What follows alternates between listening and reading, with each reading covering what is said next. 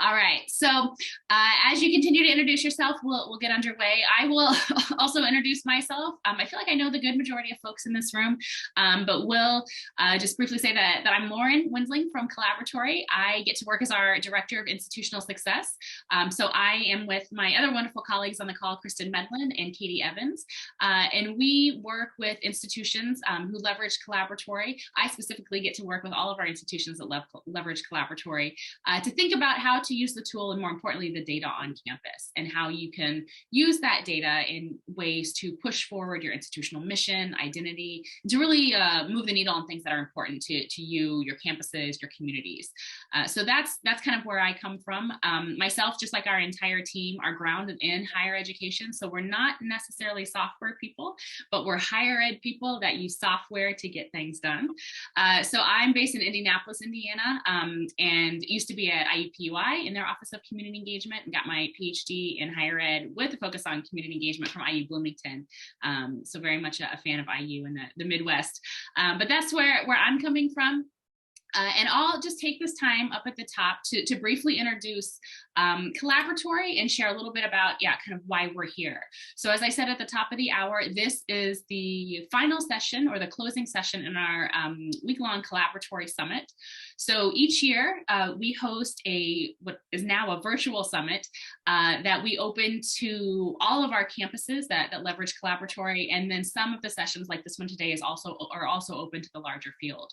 So on Monday we kicked off our summit. We had a really wonderful panel discussion with some national level leaders of national organizations talking about the need for community engagement data at the field level. And then on Tuesday and Wednesday, we had sessions that were specifically for the institutions that use Collaboratory. We did some big picture planning, and then we did some more kind of like nitty-gritty strategic planning in those 2 days. And then today is like I said, our closing session, where we've got 3 absolutely wonderful administrators and community engagement professionals here to talk about their experiences in community engagement, using Collaboratory on their campuses. And that's what will wrap up our summit today. So really appreciate you all being here.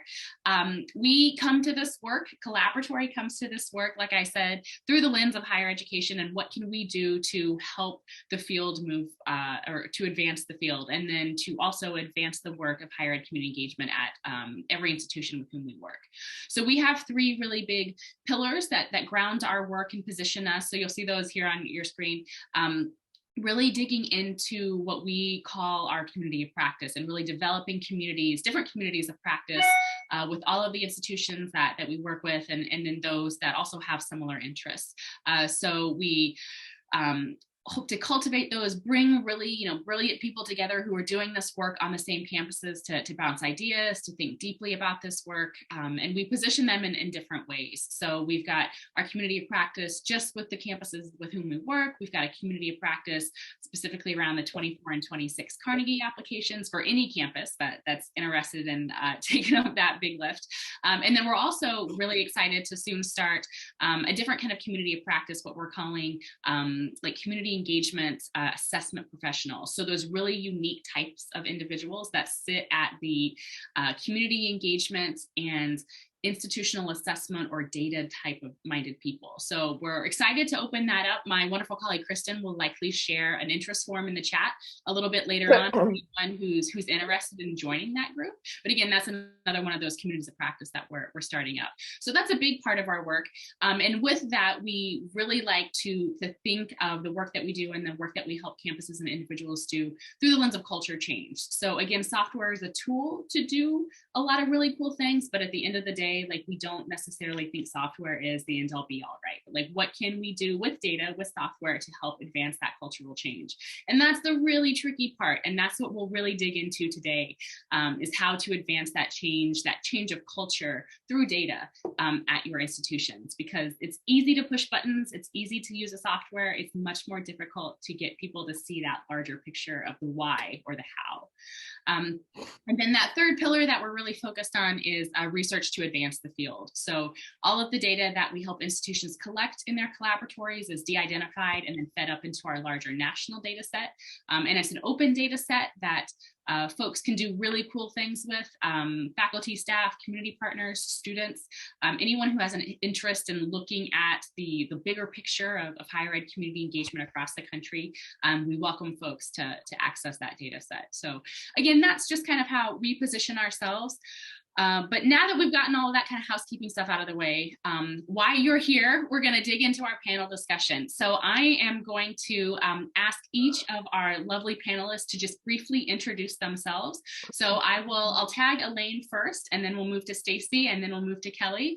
Just to briefly introduce yourself, where you're positioned at your institution, what kind of your day-to-day looks like, and then would love for you to share just a little bit personally about how you came to this work, or why are you, one, in this Zoom room, why are you two in the field of higher ed community engagement? Because I always like hearing people's stories. I think they're very unique into how they kind of come to this work. So I'll pass it first to Elaine. I'm going to stop sharing my screen too, so we can see your faces. So yeah, Elaine, would love for you to start off our introductions. Thanks so much, Lauren. Kristen and Katie, thanks for having me today. Really appreciate it. My name is Elaine Ward. I'm an associate professor of higher education at Merrimack College. It is an Augustinian college just north of Boston. I'm going into my 10th year here at Merrimack, and I'm also chairing the higher education department. So I have kind of like a hybrid role as an academic administrator. I'm going into my second year serving as special assistant to the president for civic and community engagement. During COVID, the president charged me with reaching out to our community partners and learning more about the needs, and then to convene folks on campus to help leverage our resources to meet those needs in the midst of that crisis. I was really, really proud of the institution to take that step deeper into community while we were all facing such a crisis globally, but then also as an institution. My path into this work, I come at this work as a practitioner. My background is in human and social services. So I spent many years doing direct service work with various populations. I've worked with victims of domestic violence, I've worked with homeless, worked with youth, out-of-home youth, and then a therapist by training also. But it was when I was doing fee-for-service work with my clients who are chronically mentally ill, and I'm not a psychiatrist, right? And so talk therapy was only going so far, and so I started really to question my purpose and the scope of influence that I was able to have working with individuals that may or may not show up on any given day. And I had the opportunity to apply for a temporary grant-funded position at the college, working with adult immigrant learners. And as an immigrant myself, first and only one in my family to go to college, working with adult immigrant learners and community leaders at UMass Boston was a game changer for me in helping me see the connections and the importance of university connections with community organizations, not only to help individuals get access to higher education, but really how together colleges and communities could impact individual, community, and social change. And so when I entered into my doctoral program, my first dissertation topic was on debt aversion for immigrant students, right? Because that was the population of students I was working with. But then I was in a conversation with folks who are leaders in the field. John Saltmarsh and Dwight Giles were faculty in my program, and they said, "Hey, Elaine, you come from a community background. How about you think about looking at the connections between campuses and communities in a little bit more detail?" And I was really struggling with my first dissertation topic. And then when I moved into actually studying civic and community engagement, it became really easy for me, and I was converted then. And through my dissertation research, really learned about the importance of empirical data and having theoretical understandings for our work. I was just converted immediately, and have since then just tried to really leverage the campus, and now in my position here at Merrimack, really leveraging our resources to meet community identified priorities is something that I'm happy to be able to circle back to in this role. Thanks so much. Stacy. Thanks, Elaine. Hi, everyone. I'm Stacy. It's great to be here today. Thanks so much for having me. I am the Collaboratory Program Manager at North Carolina State University. So I kind of live, sleep, eat, and breathe Collaboratory. That's pretty much it. I have no other responsibilities, which is both a blessing and a curse sometimes, I think. I, similar to Elaine, interestingly worked in the nonprofit sector for a long time before coming to NC State. I loved working directly with young people and their families, but fell even more in love and more intrigued by the volunteers and organizations that tried to help the nonprofits that I was serving. And so that became an interest of mine and led me to NC State, where I am getting my PhD in sociology. And so really missed working in the nonprofit world and came across some great people at NC State who are like, why don't you connect what you're doing, research-wise and teaching-wise to community engagement? And so that's how I ended up in this role. I've been with NC State. I was hired by the Office of Outreach and Engagement to help identify a database or a platform. And so have been along for this wild ride, which is about 18 months in now. And I think that's it. Glad to be here. And hello, everyone. My name is Kelly Huth, and in the middle of August, I wrapped up about 4.5 years of work at Binghamton University, which is in the southern tier of New York. It's a research institution that's part of the SUNY system. My interest in community development, I also had a background in nonprofit work, but my interest in community development really started to blossom when I was working for the Cosanti Foundation in Arizona, and I was part of the Arco Santi project, and their mission was to really promote a different kind of community design. So instead of urban sprawl that we're so good at in this country, what would communities look like if we were to design our cities around people rather than around automobiles? How does that make things different, look different for the individuals? How does it make people healthier? And how does it also make our planet healthier? And soon after I left that role, I found myself in a graduate program at Ball State University back home in Indiana for me. It was executive development for public service. And I was doing a lot of thinking there about how is it that universities affect community development and the evolution of communities at this particular point in time in a very post-industrial age when a lot of communities are relying on universities as a sort of anchor institutions. So how should universities be working with communities? And how does education, really the quality of education, look differently if we do in community engagement well?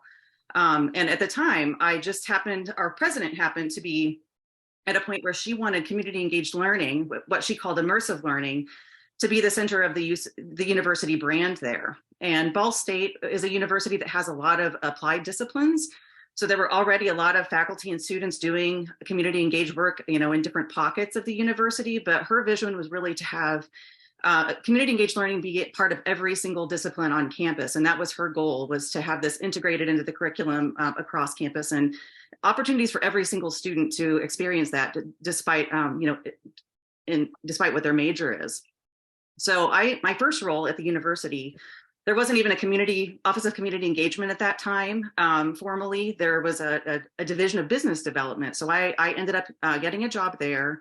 And my job was to build an infrastructure for that community engaged learning work. So we kind of became a hub for the university for community partnerships. So I spent a lot of time out talking with nonprofit partners and other organizations to see how we could create collaborations with Ball State University faculty and students. We created professional development trainings for faculty and students. We ended up administering grant programs on behalf of the provost to give financial resources to faculty, students, and community partners, and then also hosted showcases and awards program to sort of celebrate the outcomes of those things. So over the period of 10 years that I was at Ball State, The work grew immensely. There is now an Office of Community Engagement there, in addition to the Immersive Learning Office and also an Indiana Communities Institute. So things that had, blossomed there and grew quite a bit. And then in 2018, I was just ready for a change of scenery. So I moved with my family to upstate New York, and I was at Binghamton University for about 4.5 years. And that's where I had the opportunity to launch Collaboratory. Well, thank you all for sharing your personal backgrounds. Again, I always think it's really fascinating to see how we all just kind of as a field come together from a lot of different places that influences, our stance on the work and how we really implement community engagement in our institutions and in our daily lives.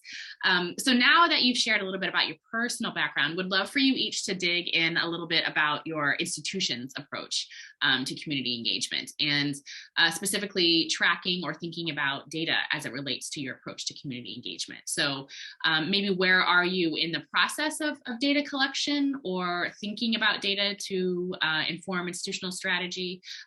Stacey, I'll start with you, and then maybe we'll go that same loop. So Stacey, and then Kelly and Elaine can weigh in.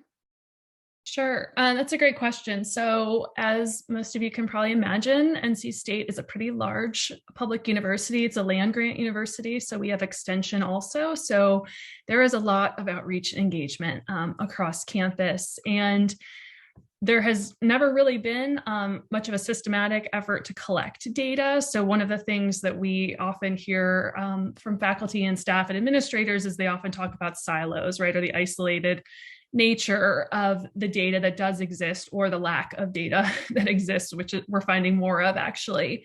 So our big goal with Collaboratory has been to try to understand the landscape of engagement and tell that story and figure out exactly what's going on. So we are, I don't know, about 18 months in, I guess, if we had to think about like from when we started piloting it to where we are now. We've got about 200 faculty and staff on Collaboratory and about 450 activities so far.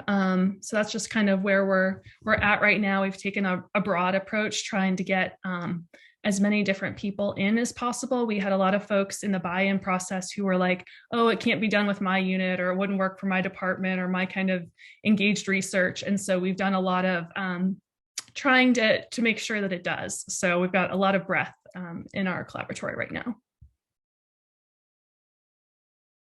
Okay, so for Binghamton University, Binghamton was just founded in 1946, originally to serve vets that were coming home from World War II. They were a very strong liberal arts institution, but since then, have grown and have professional schools, College of Engineering, College of Business, also nursing and pharmacy, and there is also in our downtown now a College of Community and Public Affairs. So there are certainly people who have been involved in community engagement, but more traditionally, people have been involved in outreach and activities that are required for students to complete professional programs. So when I came in, there were really pockets of data being collected.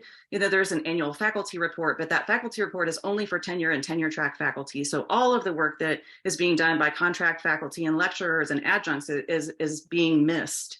We collect student activities and engagement through a platform called Be Engaged, which is powered by campus groups. And we've just started in the last couple of years doing surveys with professional staff to see what kind of engagement they're involved in, and also doing surveys of community partners. So there are bits and pieces all over campus, but when the university said, I think it was 2019, okay, we're going to really start the process of self-assessment in order to get the Carnegie engagement classification. And looking at those questions, people started to realize we really don't have a good systems in place campus-wide to collect this information. And, we were changing the metrics of our strategic plan at that time. And it was through, a president's fund through the strategic plan that we were able to get resources to purchase Collaboratory so that we could have that more wide net to be able to capture the activities going on in a variety of disciplines and have that be, steady across campus. We just started the process. I think that, we hired a person to kind of champion that approach about a year ago. So we're really still in the process of just raising awareness about Collaboratory across campus, making sure that the community engagement champions across campus are inputting information so people can see what the activities look like and see how it relates back to their departments. So I would say, we've got a long way to go. when it comes to Collaboratory, but even just in general of understanding the needs for those more campus-wide systems in general. Thanks, Kelly. So Merrimack, we have about 5,000 undergraduate students and about 1,200 graduate students. We have an Office of Service Learning. We have a community neighborhood resource center. And we have our Office of Mission and Ministry, which is the umbrella for the Stevens Service Learning Center and our Neighborhood Resource Center, and then also any of our short-term study abroad or service trips. So a lot of the work falls under mission and ministry. And so our approach historically to community engagement work has been out of that paradigm. We're also attempting now to deepen the work in the curriculum beyond just the first year seminars or our various affinity groups across the majors. And we are on an institutional trajectory towards a doctoral granting institution. We don't have doctoral programs yet, but it is on the horizon, and we're really increasing our research focus, right? And so we have those mission aspirations. And what we're also thinking about then, well, where does community engaged research fit in there too? And so we're trying to understand, while we have this really rich and deep history coming out of our Augustinian mission and values related to direct service in and with communities, what does that then mean across the curriculum, and what does it mean in community engaged research, also for faculty? And so we're having multiple conversations on campus. We attempted to launch our strategic plan just before COVID, and that paused for a bit. And so that got relaunched more recently. And civic and community engagement and diversity, equity, and inclusion are like cornerstones of our institutional strategic plan in ways that they hadn't been in the past. And that's really, really exciting to see. The president's office launched a presidential initiative for diversity, equity, and inclusion in I think maybe the first year of the pandemic, and then the presidential initiative civic and community engagement then followed the following year. And so the vision now will be, well, how are both of those initiatives coming and working together? And we started to do that this year. And I now report directly to our Vice President for Inclusive Excellence. And so we're really tightening the connection between DEI and civic and community engagement in exciting ways. And we're looking forward to that. The data piece, a lot of the work that I did last year is like just trying to find out. And we've been in Collaboratory for a while, right? And fits and starts, but we're still where you're at, Kelly. We're a long way away from really leveraging it to its fullest capacity. So there's some cultural shifts that still need to happen on our campus, because schools collect data differently, departments collect data differently. And so I was trying to map. Initially, our approach was let's get everybody into Collaboratory. And people were like, no, why don't we have our other ways of collecting data? And so we took a step back from that and said, okay, well, what data have you got? What does it look like? Show it to us. And we started putting that into a bucket. And then we're hoping that then we can then migrate that back into Collaboratory a different way, right? And so we've tried multiple strategies for collecting the data, but it's still a path we're on, but other priorities keep circling around, right? And it's the data gets pushed to the side a little bit. I'm hopeful that we can begin to reprioritize that going forward.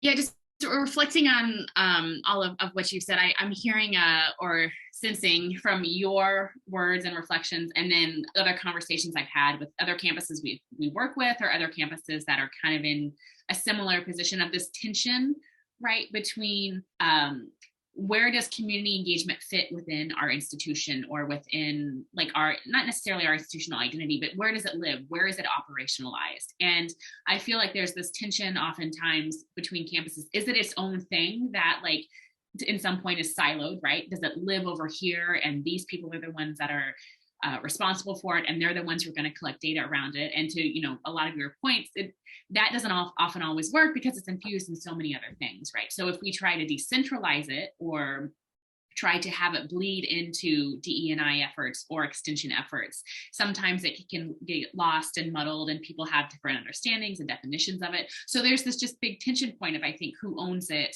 and where does it live on campus, and how do we understand it as a campus? And not that I think that we can solve this problem today by any means, but thinking about that positioning of community engagement and collaboratory to an extent on your campuses. Curious how in your experience is community engagement being brought into the larger conversations of, like, Elaine, to your point, DE&I, or to extension, Stacy? Like, how have you all kind of approached the positioning of community engagement as an institutional priority, or as a strategy through which you achieve DE&I or faculty research or student success? If you could speak a little bit to that tension, that I think would be really helpful. So Kelly, I'll start with you, and then we can bump to Elaine and Stacy. I can talk a lot about tension. So I think, you know, at Binghamton University, it's R1, very serious research institution. And because there's a College of Community and Public Affairs, I think many people in schools, like, you know, in engineering and business and other places, think that, oh, that's something that people do in the Center for Civic Engagement and in the College of Community and Public Affairs. It's not our responsibility to take those things on. And they don't really even understand the nature of the work that's being done by some of their faculty that actually is community engaged work. They don't see it in that way because they're not thinking in a manner of what are we out there to do for our communities. It's a different kind of relationship. So, you know, through our strategic planning process, community engagement was a strategic priority when I came to Binghamton, and it was kind of thrown in with international education too. But in 2021, when they really started rethinking the goals and metrics of the strategic plan, they elevated community engagement to have its own priority with its own resources. And, you know, at that time, we had to think a little bit differently about what those metrics look like, because if we really want to get serious about engagement and, you know, to a point where we're eligible or have a shot at being, you know, designated as a Carnegie classified institution, we can't just count the number of people who are coming to basketball games and plays, right? That's the kind of things that our metrics were focused on, because we did not have this rich data collection going on across our campus. So it's taken a lot of conversations, you know, in that strategic planning steering committee with all of the vice presidents and deans there to say, here's what community engagement can look like in each of these colleges. And it's happening on different levels. But even just the basic raising awareness about what does engagement mean? You know, this is different than traditional ideas of outreach and service. It really does mean what we do in collaboration with communities instead of what we're doing for communities or to communities. And so many of our faculty members still have that mindset. There's a difference between community engaged scholarship when you're going out and disseminating the results of your scholarship to people who know nothing about your scholarship or knew nothing about it before you started. But community engaged scholarship, when you're asking those questions, like what should our research questions be, and discussing those with community partners in advance, and then you integrate those partners at every step of the way throughout a research project, that's a huge difference than just going and disseminating the results at some community event once your research is over.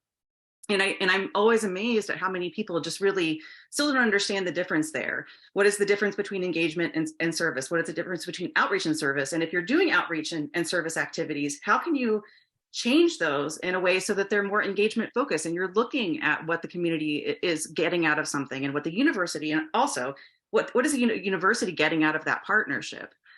So it's really taken some work to even get basic definitions across to some of our important administrators who are going to be really critical in the messaging for all of this and critical in the culture change. But the thing that we have to rely on is, you know, looking at those other strategic priorities.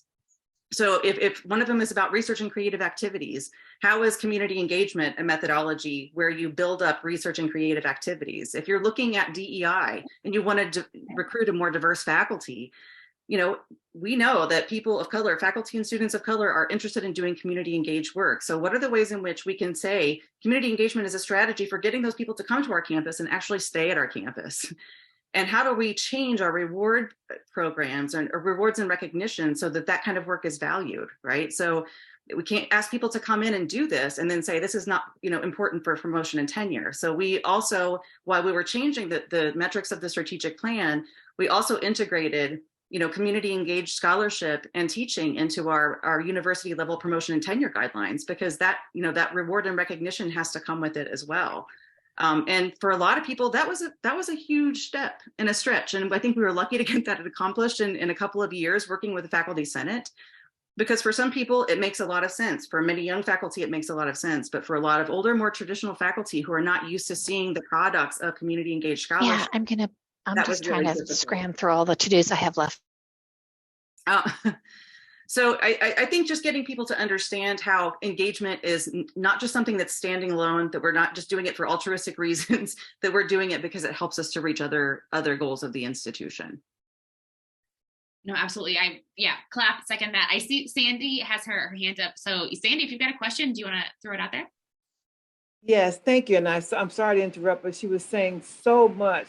Could you give an example of how Collaboratory has been used to collect information about the level of engagement from community partners? So is it used as a mechanism to determine what the community, what level of value the community has for whatever the program or event or activity that you're engaging with them? Is there a way to get their feedback through the Collaboratory database?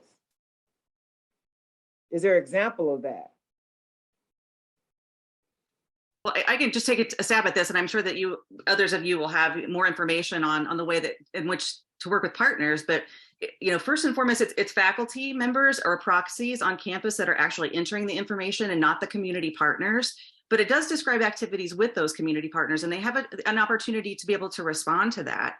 And the other things that community partners can do is just see the different kinds of activities that are happening all across your campus. So if there are partners out there that want to get involved with a university, but they have no idea where to start, and they can go in and do a search and say, who's doing work, you know, in you know, K-12 education, who's doing work in sustainability, then they can be able to access and see where those pockets of activity are happening and be able to make connections at the institution as a result of that. So first, it's not the partners necessarily that are doing the entering of the information, but faculty and people on campus who are entering, but it's based on that relationship. And you don't want to put something out there that's going to be public facing that doesn't sound like to your community partner what the relationship is like, right? And so in that way, the conversations that people have with community partners about how to portray that partnership is very important and sort of an assessment tool in itself.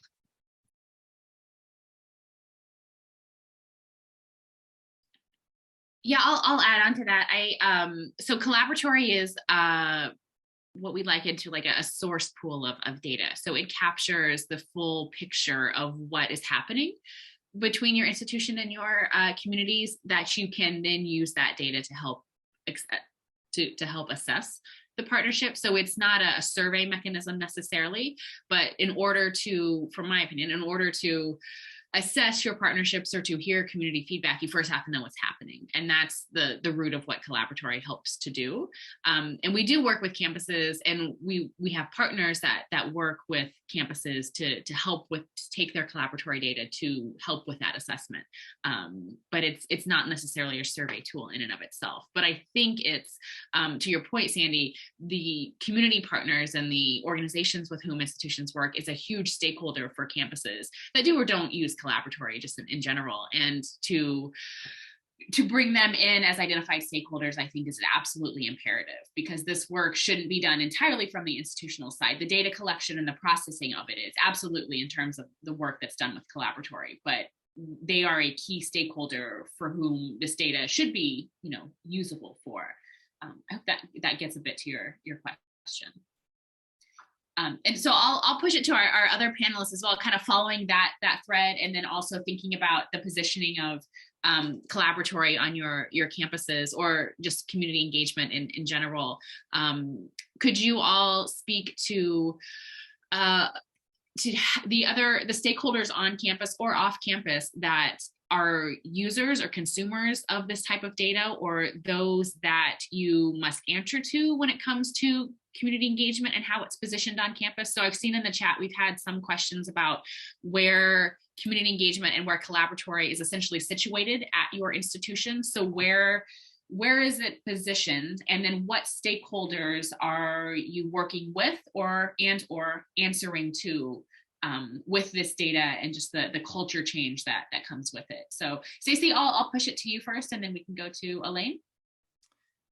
Okay, so I echo everything Kelly said about tension and how I could talk about that for a long time, because there is a lot in this. I think NC State, interestingly, had a center, kind of a pretty large center for community engaged teaching and scholarship until about 10 years ago. And then it disappeared for a variety of reasons. And one, even though community engagement appears as in our strategic plan and many other places, it's really been kind of put on colleges or individual departments to be in charge of it, right? Seen as something that like colleges and departments are going to deal with that. And I'm sure part of that's probably because NC State is so big.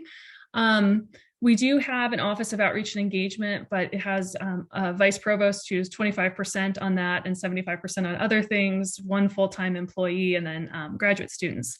So not a lot of support, particularly given how big the university is.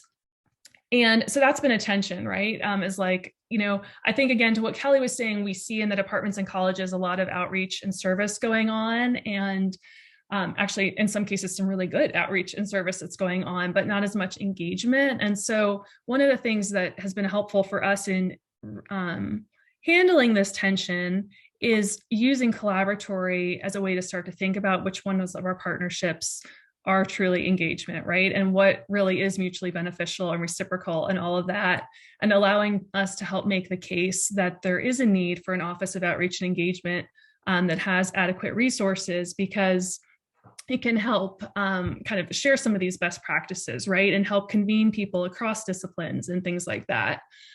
So that's definitely a big tension for us, and a way that we're using Collaboratory.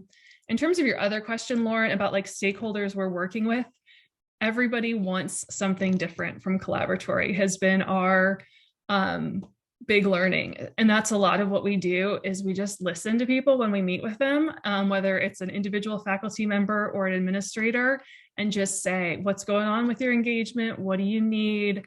And then we try really hard to find a way to use Collaboratory to help them. And so far, that's worked out pretty well. Sometimes, you know, no, not so much. Perfect example is yesterday I met with, there's a new interdisciplinary vice provost on campus. That's like where the energy is on our campus right now. And met with her, and she was like, oh, we're thinking about creating a database, you know, and we want to like connect people. And I heard you have this Collaboratory thing. And by the end of the conversation, we had found a way to use Collaboratory to like suit their needs also. So, you know, I think it's possible. We sometimes have to get more creative than other times, but yeah, just a lot of listening to people and kind of seeing where the energy's at and going there. Stacey, could you say a little bit more about how we've used it to help meet that other need? Yeah, so what we're planning on doing, again, this was, you know, a conversation yesterday, but we had been talking about creating a directory. So there's a lot of, partially because we're a land grant and a state university, there are a lot of initiatives which require people to be in different counties across North Carolina. So for grants and reporting purposes, you know, deans want to say, okay, we're in all 100 counties in North Carolina. So we had planned on using Collaboratory to create a directory of counties, so that if somebody wanted to connect to somebody else in Wilson County, they could see what other people are there and link to their Collaboratory profile. After this conversation yesterday, the interdisciplinary folks really want to be able to connect people across research interests. And so we talked about what those research interest buckets might be and how we could use Collaboratory to do that. So that's, you know, one way I think we'll kind of create, take the data that's in Collaboratory to make something that suits their needs. That's awesome. Are you using Airtable or something outside of Collaboratory to do it? Kristen, don't ask me this question. Yes, I think so. I mean, yeah. I mean, what I was excited about is like people finally starting to see, like, let's not create another something new, which is kind of ironic because we created another something new, but I think our something new is better than the something news that they're talking about. And I think we can, yeah, but I think we'll use Airtable as kind of it seems to be the simplest, free, low hanging fruit way to do it. Kristen, you've got to tell me what Airtable is.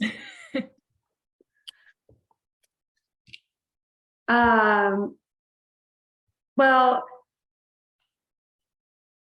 so Airtable is it's just like an Excel file, but allows you to take data that lives in more complicated templates and formats, such as an export of your data in Collaboratory, and putting it into a web page that allows them to sort and filter in different ways. So what I'm trying to illustrate is that Stacy is finding helping people to find a way to find interdisciplinary research people around social issues. Instead of asking them to search for everything in Collaboratory, she's giving that, she's going to curate some information specifically out of Collaboratory that is specific to that population's probably greatest areas of interest and needs, and only presenting them with that information. And it's a page that you open, Airtable, the software you can get a free account to. And I can show you a page on my website that feeds into our Airtable. Does that make sense? Yeah. I'll show you. Thank you.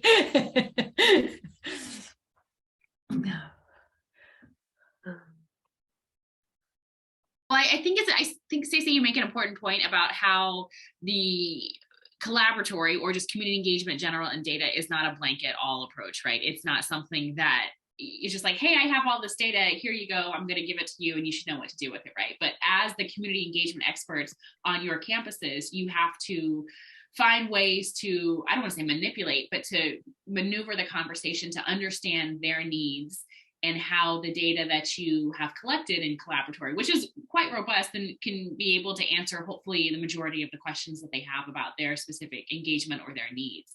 And I think that points to, I do want to pass it back to Elaine to see if you have anything to add to this, but I think this does also point to a lot of questions that we've seen in the chat too about how do you get individual faculty and staff to buy into this work and the need for this work. And I think, Stacey, you pointed to that a lot, right? Like you have to meet them where they are. You can't just be, I need your data because the institution says we need our data. We're going to go for Carnegie, right? They don't care about that. Yeah. So how are you all kind of working to get that buy-in from faculty and staff? Because that is the biggest, hardest hurdle, I think, and the biggest, lever to push in terms of cultural change. So if any of you could speak to that or provide examples of that, I think that would be really helpful for our listeners.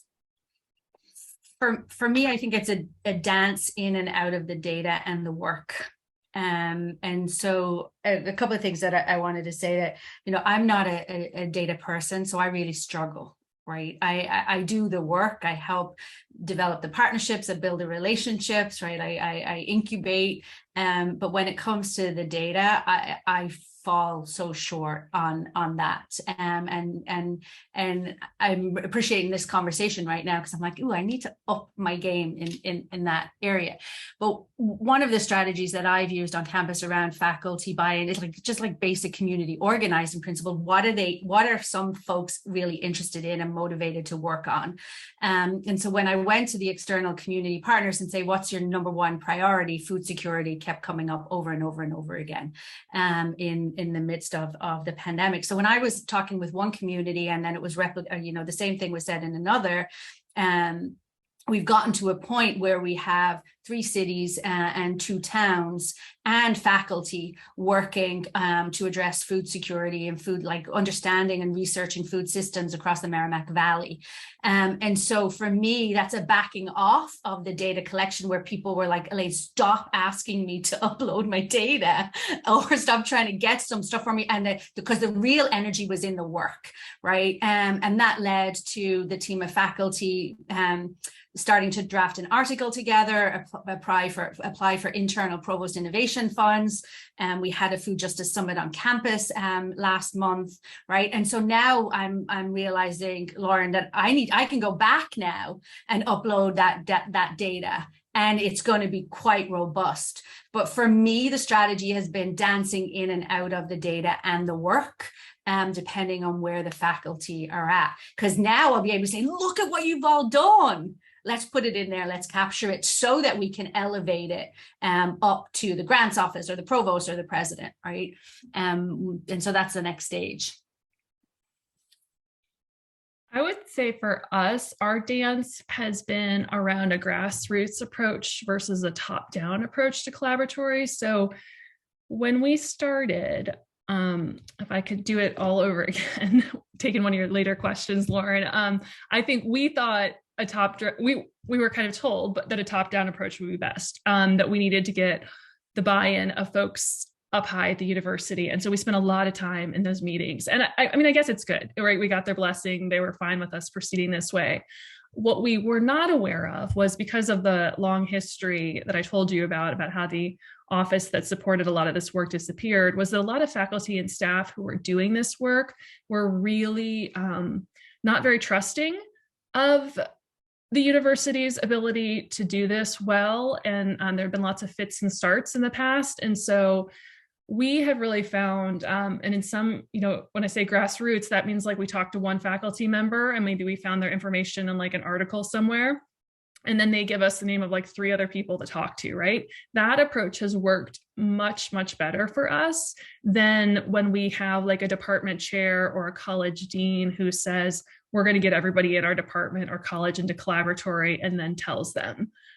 So again, I'm sure it depends on your institution, but given our history and this large distrust, we even had people like, say like, oh, we feel like, it's like Big Brother watching us is what Collaboratory is. Like they automatically assumed it was like the university's way of keeping tabs on them. So it's been interesting to see which of those approaches works best for us. Yeah, I think I've experienced a lot of the same things. I don't have a lot to add here. The metaphor of the dance in and out of the work is really, I think, good and appropriate, because if you can't keep people excited about the actual work, there's never going to be the data to work from. And I think, when we first brought this up, the idea of launching Collaboratory at Binghamton, we got a big fat no from the co-chair of our Carnegie Steering Committee. She's like, faculty just don't have time to put information into another system. And I think, Renee Barber, who's carrying this work forward at Binghamton now, makes a really good point when she says there's a whole host of reasons why faculty are, hesitant to do this. And it may be that they don't have time, that they legitimately don't have time. But the distrust of where the information is going to be used is definitely a reason for some of them. For some people, they're questioning what really is community engagement. And, if their partnership started in something else than sort of a truly engagement type of relationship, they maybe think that they shouldn't be sharing that information. And there's still, a lot of value with traditional outreach and public service as well. So it's just a matter of defining those things and making sure that, again, you're meeting people where they are, so that they're confident in what they have to be able to talk about. But it takes a lot of time. And like you're saying, Stacey, this grassroots approach, I think, is really important, because it takes a lot of time and energy to uncover those reasons for each faculty member, and it's not the same even within the same departments. But I think, if you can get, we had kind of one of the big wins, and I'm also jumping forward to another question for down the road, is getting one of the bigger departments on campus. They let us come in and talk about what Collaboratory is, how it can be used, the possibility for custom reports, the possibility to see summaries of your individual work for promotion and tenure purposes, to be able to use that for promotion and tenure to make those cases. But all of a sudden, there was this magic within a department where, although they were doing very different types of activities, they saw how all of those activities came together to form a bigger picture of what their department was doing. And it happened to be just focused on the K-12 school system. And so they got very excited about entering their data. And what that will do is provide good examples for other departments to look at who may be a little bit more skeptical, or they may be focusing on other ways of collecting data, but now they can see sort of the broader picture that it paints, for the institution, for themselves as individuals, and then also for the general public and even funding agencies about what that can look like. Yeah, I'm loving the metaphors of the dance. I'm loving the metaphors of the grassroots approach. And I think not that it's that there's one key way to go about implementing Collaboratory in a data system that is effective for every single campus. And across the campuses that we work with, they definitely take various strategies, but I will say the majority of those that we tend to see more success on campus, or success being those that seems to be more ingrained in culture, are collecting more data in more amenable ways, are those that do take a more grassroots approach and really morph or change or edit the message to the individual stakeholders, the faculty, staff, the senior administrators. And it's the work, it's the heavy lifting and the work of community engagement professionals like yourself, because you are the ones that know community engagement as a field. You know the data, you know what data folks should need or should want, but with this rolling out of a system, or just as a culture in general, you have to kind of teach those, I think, how to think about not just their engagement, but how to think about the data that they're collecting around it, and what questions they should or should want to be answering or asking about their engagement. So I would love to ask you all, in thinking through all of the various types of stakeholders that you work with in this. So the individual faculty and staff that are doing the engagement, the senior level leaders who are speaking about the engagement, or those that are affecting policy or practices, and also the community partners that are obviously partners in and equal representations of this work. How do you not necessarily change the message, but how do you have those conversations, and what do you maybe prioritize in those conversations with different types of stakeholders, or what data might you lean on, to be it P&T or be it DE&I? So how do you kind of move in and out of those conversations to implement the necessary or the need for data collection, but also respecting where those individuals are? I feel like that's a loaded question, but it's tough work, and I don't know how to phrase it any easier. So I don't know if anyone specifically wants to start. Elaine, we'll go to you if that makes sense. How do you connect with these stakeholders and kind of tell different stories with your data? Yeah, I think it's still a work in progress, but one of the things, so I'm going to say what we hope would want to happen rather than what is happening right now, or things to consider. We have we have 5 schools, and we have 2 new deans in the last year. We have a newer provost, right? And so the shifting institutional culture and roles, I think, is important to consider in terms of the stakeholders, right? Because what I'm finding now is we have to do another go round of campus to let new folks know that Collaboratory is a thing, and it does have value, and here's why, right? And so the changing stakeholders is something to consider.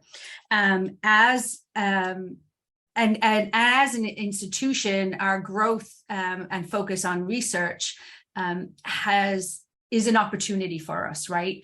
Because our grants office is becoming more robust. We have a more robust operation there than we have had in past years. And so helping the grants office see the work that faculty are doing is really, really helpful to balance that with the NIH grants that they're applying for, right? That there's other types of work happening on our campus. And then the other group, 2 other groups of stakeholders that we need to align and connect more with is our institutional research office. Again, like during COVID, kind of thinned out and now is being rebuilt. And so where does this data fit within the broader institutional data systems conversation is important. And then with our faculty assessment committee. So we're going through a gen ed curriculum reform that is starting. And so there's conversation starting to happen around like how are we doing assessment at all different levels across the campus. So there's a newer conversation happening on campus about the need for data and evidence-based decision-making, but we're still growing a lot of those areas where our key stakeholders are.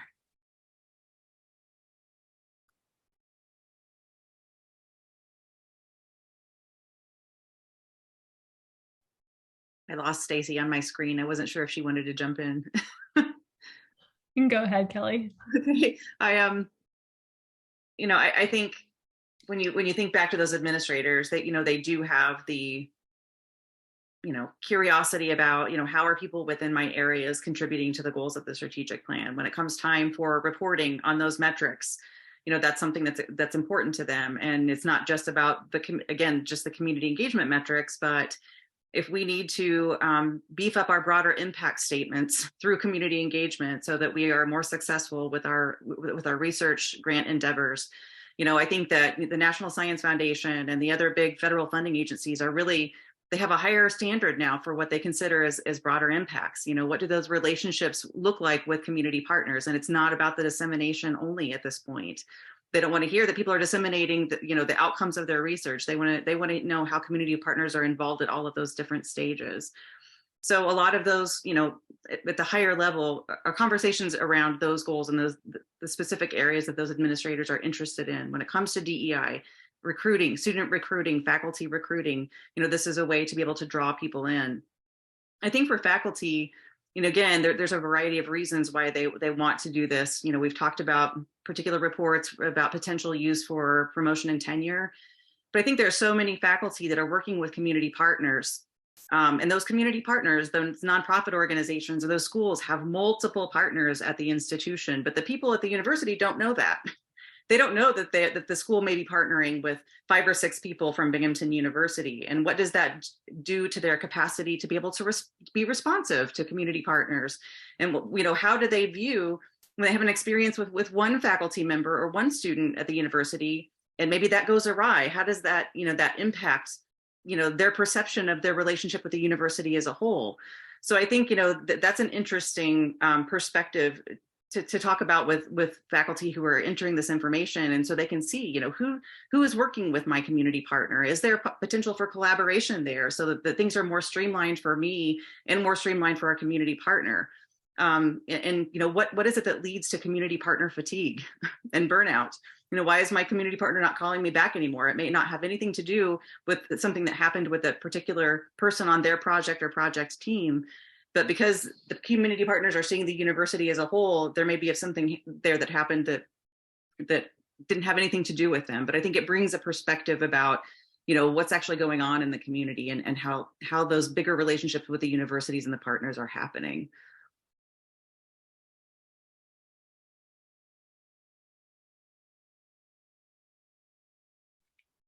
Stacey, I don't know. Sorry, I saw you unmute. No, it's okay. You go ahead with another question. No, I was just going to ask if you had anything to add before. Yeah. I feel like I sound like a broken record, but I just feel like the listening piece is just so huge. We made some assumptions early on as we were reaching out to administrators and faculty and staff about what they would think about this effort and why they should care about it. And I would say 7 times out of 10, we were wrong. And so now, we train all of our graduate students that's the only way we put data into our Collaboratory is graduate students proxy it on behalf of faculty and staff, and they work for the Office of Outreach Engagement. And the number one thing we spend time training them on is questions to ask for the first 20 to 30 minutes to just hear what the faculty or administrators' interest is and point of view. And then of course we have, little scripts that they can go to based on that. But I think that's really key. Perfect example for us has been, we were convinced that individual faculty and staff would be most concerned about using Collaboratory for promotion and tenure. turns out that is not the case. And we've actually not even had a faculty member ask us about Collaboratory for that. What they want to do is connect with other people or with community partners, especially because we don't have a really robust Office of Outreach and Engagement. We don't have people who help them develop partnerships. So Collaboratory is their ticket to be able to do that. And so we've added in things like now, even when we interview somebody, like, you know, if it's somebody who's working in the same county or same community partner, we'll send that faculty member an email and be like, hey, did you know about these other 3 people in Collaboratory, right? And link to their profiles. So that's one way, I think, kind of going above and beyond a little bit once you find out what somebody's interests are. And kind of to your earlier points too, Kelly and Lena both made, like, we have data that sometimes folks don't even know that they should want or need. And so we'll give them, like, you know, what they ask for, but then we kind of sneak in some other stuff too. Like, and oh, by the way, you know, we know you want to know how many counties you're in, but wouldn't it be really cool if you knew what you were actually doing in those counties? And then they're kind of like, oh yeah, you know, so, I mean, we're not there, we've got a long way to go, but I just feel like it's all about relationship building, which is hard at big isolated places, right? But no, I think you're spot on. I mean, community engagement work in and of itself is relationship building. So why shouldn't the data collection and data sharing around it also be based on relationships? Like, it seems to make sense, but I think it's just being, at least for me, I'm reflecting individually, like being within an institutional context as opposed to like a community or nonprofit context. I also came out of that world. Like, it feels like it shouldn't be as relationship based, or that's not the default, at least for me personally. So I appreciate you all kind of bringing it back to that. So we're 5 after the hour. We've got about 25 minutes left. And I do want to make sure that we open it up to Q&A from the audience. But before we do that, I'm going to ask, just maybe not for a lightning round, but maybe a quicker speed round, if you all 3 would touch on your biggest hurdle that you've had in this type of work when trying to collect data or instill a data-driven culture of engagement on your campus. So the biggest hurdle that you've come across, your biggest win or, you know, exciting moment that you've come across in this work.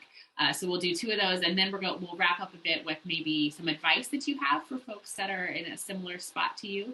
But yeah, kind of quick lightning round. Biggest hurdle in this work and biggest win in this work. So Kelly, we'll start with you, or Elaine, I saw you unmute if you want to go first. The biggest hurdle is capacity for like where Collaboratory lives and how it gets leveraged and used. So capacity over the past few years and just fatigue on the part of all of us has been a big hurdle. And then with shifting institutional priorities, important priorities, where the work is also part of it. And I think the biggest win in the work, and now we want to connect Collaboratory back to it, is just building out a regional deep partnership that has many layers to it. Has been a big win recently.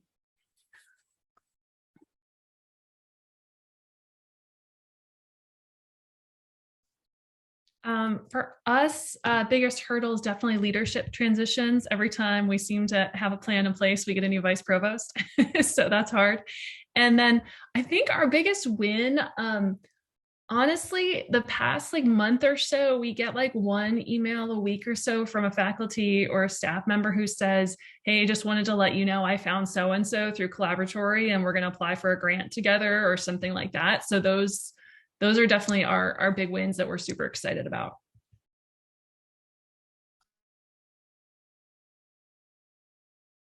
So a hurdle for us, I mean, we experienced both of those things related to capacity and leadership changes. You know, we are sitting in an Office of Student Affairs, our Center for Civic Engagement. So when you run a deepen relationships with faculty, there's a lot of times a tension there between student affairs and academic affairs and who takes ownership and leadership of that. We did have a new provost come in at the beginning of July, and when he did his presentation to campus about what makes a great provost, he's the only person who said that community engagement is what's key to making a great provost. So we celebrated his arrival, and he's been really supportive in all of that and helped us with the messaging. I think will help a lot in the messaging as far as importance of this and how it does help us to meet other strategic planning goals. I think a big win, you know, was a realization through that strategic planning process that we have some really big holes on our campus that Collaboratory could help us fill. So for a long time, when we're saying we need this more robust structure for all of these reasons, for all of these different stakeholders, it just never went anywhere until we really saw, okay, if we want to change our strategic plans and really look at the activities that faculty are doing, looking at the quality of the relationships with the community partners and not just counting things and counting, going and playing the numbers game, people did realize this is a tool that we really need to use. And we were lucky enough to be able to get resources from the strategic planning committee to be able to launch this, and then hire a person to come in and help us with all of the data collection and proxying and that kind of thing. So that was definitely a big win. And when it comes to just like advice for institutions who are pursuing all of this, I think we've talked a lot about finding out what excites people and speaking to those different things, and making sure that we're not just depending on the altruistic nature of faculty to be able to get involved in community engagement, but also, in identifying those campus champions, find the people who are excited about the work, like truly excited, because we've mentioned many times in this conversation how hard it is to keep going. So if you can find and spend time with people who are excited about it, it's just going to generate more work, and you can build on the successes and activities of each other. If not, it's going to get easy to be burned out when you're hitting roadblock after roadblock, and those roadblocks will continue to come. And, next year, maybe our community engagement provost is going to leave and we're going to start all over again with this, but there's still going to be that basis. Because when you're talking about transforming a culture, it shouldn't shift every single time that there's a new leader, right? If there's truly a culture of engagement on your campus, that's what's going to attract a certain kind of leader.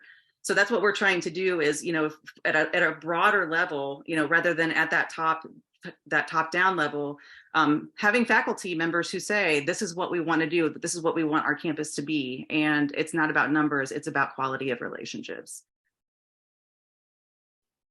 Oh, I love that it's the toughest work is building the culture. But yeah, exactly to your point, you're not with leadership transition is something that I feel like every institution is dealing with in one way or another. But if you're working to establish the culture, it's not dependent on the individual leader. And as true as that is tough work to do. And recognize that everyone here in this room is working in that space one way or another with varying levels of success, right, in different days and months and years. And I'll put it to our other two panelists just before we go to some audience questions, Elaine and Stacy, if you have, or what would be your one biggest piece of advice for other community engagement professionals? So the majority of the folks on this call are folks like us, like that are their day-to-day is community engagement and thinking about how to better institutionalize or to make it more robust or more of a culture-driven aspect in their institution. So what advice would you have for community engagement professionals to do this work with or without data, or just your general thoughts there? The work is not easy, and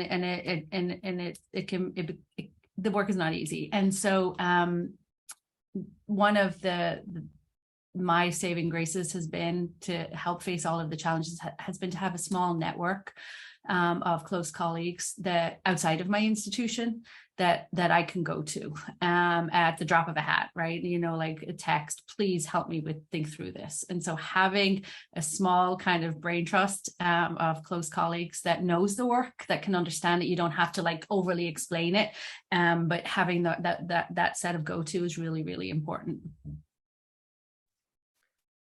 My suggestion would be that even though all of us in this room probably have read more about community engaged research, about community engagement, and maybe have more experience doing it than most of the folks that we will be helping become a part of Collaboratory, just to open yourself up to learning. As I've listened to people, I've been surprised, right? I came in with my own, my own reasons why I do this and the own perspective that I bring to it.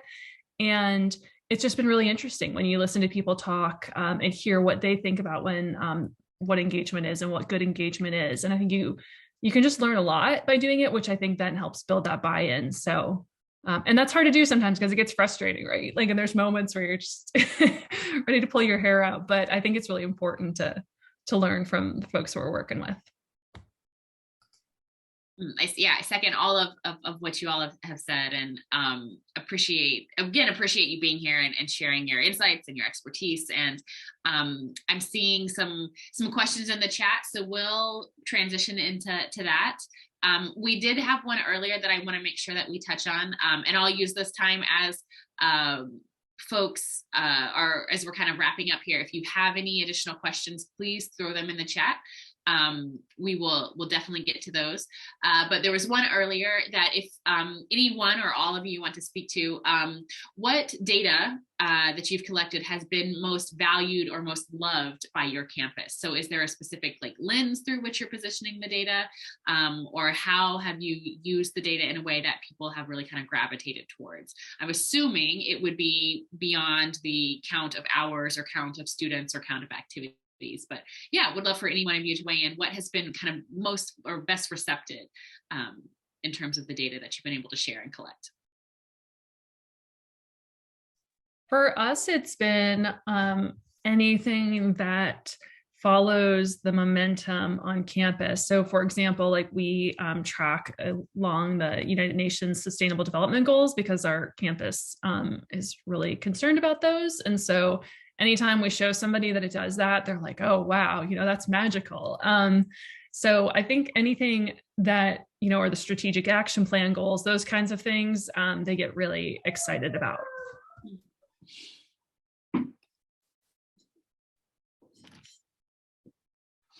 I think for us, a lot of it has been tied to community schools work or university assisted community schools work. The dean of our College of Community and Public Affairs has written a book on this, and we have partnerships with a lot of the districts within Broome County. We work with 9 different school districts, and the relationships are very deep and very different. There's lots of just consulting and conversations and sort of professional development that goes on for community school coordinators and teachers and K-12 administrators. But sometimes it's hard to capture all of that in one place. And I think that Collaboratory has really helped us to be able to show a broader picture of what that work looks like, whether it's from an individual faculty member doing a community engaged research project with a school district, or the placement of volunteers and interns across 9 districts, or even how we're tackling things like food security issues within the school districts. You can sort of break those kinds of things out. But it really does help to speak to sort of the breadth of the work that's going on. And so when there's opportunities for future, funding opportunity, we can talk about, and showcase through Collaboratory the work that's been done and how that's different in so many ways, depending on the faculty or staff who are involved.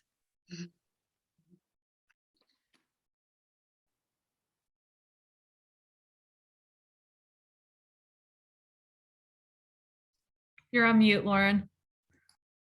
Sorry, thanks. Just talking to myself over here. I think, the themes that I hear both of you touching on, the presentation of data through a certain lens or area of focus, and not through the specific lens of community engagement, is what we tend to see across all of the institutions with whom we work, the most loved or most well received, in that folks want to know about how their work is affecting the SDGs or how it is improving K-12 education, not necessarily that they worked with this many partners, right? What does that ultimately say? And to the point of where we really work with campuses to think about, where is that energy in your institution, right? What do people care about? Is it SDG work? Well, then you tie engagement into that. Is it K-12 work? That is absolutely an engagement lens through which you can look at this data.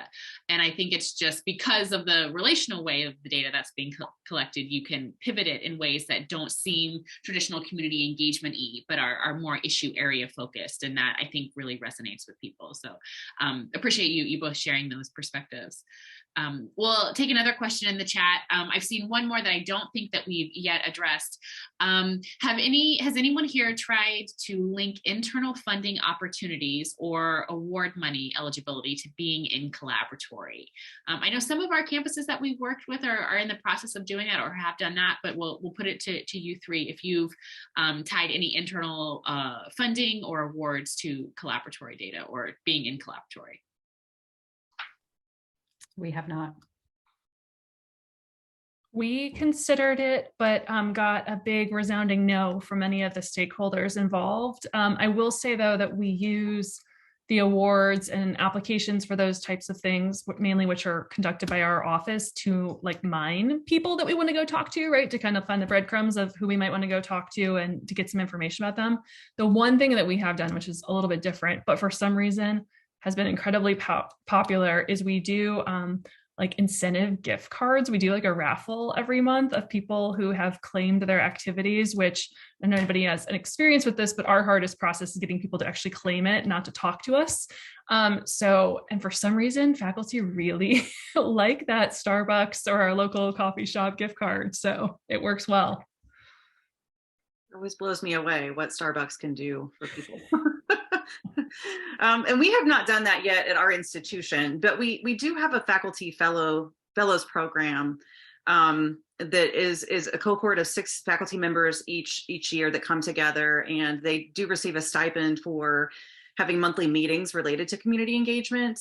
Our main goal when that was established was to try to have more community engaged designated courses, so everybody who goes through that is working actively on rewriting, the structure for a course, redesigning a syllabus so that they can designate, as community engaged learning in our banner student enrollment system, those courses as community engagement.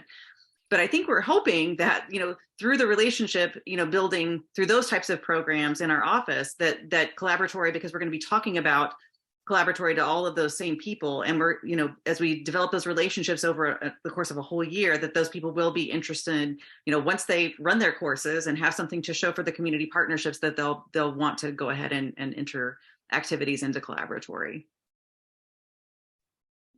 Yeah, I think for we've seen with the campuses that we work with some of them that have tied being in Collaboratory or having an activity in Collaboratory as a requirement for receiving an award or internal funding has worked for some. We've also had some campuses that I know, one of whom I know would be happy to share. And Heather Lynn, I know you've asked the question, so I'm happy to email you after. Arizona State is an institution we work with, and they have developed their, what they call social embeddedness is their term for community engagement. Their social embeddedness award, their criteria, not their criteria, but their application form mimics or mirrors exactly the entry form in Collaboratory. So it's not necessarily a requirement to have that in Collaboratory, but they require folks who apply for the award to give them all of that information that they then put into Collaboratory for them. So that's something that Heather Lynn, I could share with you, their application process, which they've already okayed and said we could publicly share, but just a few kind of more unique ways that campuses are trying to tie those different types of processes and things together. So I see we've got about 10 minutes left, and it looks like there's, I don't know if there's any other questions in the chat that I think we've gotten to them all. An earlier question about where Collaboratory lives on campus. Yeah, thanks for sharing that resource, Katie. As we wrap up, if there's any other questions or thoughts that attendees would want to share, but I will pass it to our panelists one last time for any closing thoughts or anything else that they'd want to share. Definitely putting you on the spot here. There's nothing that any more that you need to share. You've already shared so much, but if there's anything else that you'd want to make sure that you say or to get in there before we wrap up, now is the time. So if not, totally fine, and we can move forward. I think I just say, keep up the hard work.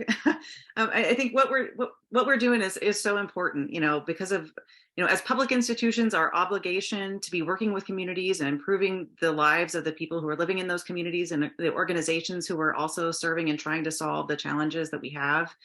This is a time when the value of higher education is being questioned tremendously. And community engagement is one way that we demonstrate our relevance in the world. And so kudos to all of you for being involved in this work, for being passionate about it, even when it's hard. Just keep on going, find those allies. I agree with Elaine that finding allies outside of the institution, and people in the community that you can draw on for support and mentorship. My greatest mentors were community partners when I was at Binghamton. And I miss them every day. And they were able to help me see things that no one in the university could see because we were stuck in this university perspective. But just deepening those relationships and friendships and support networks made all the difference in the world for my work and kept me going.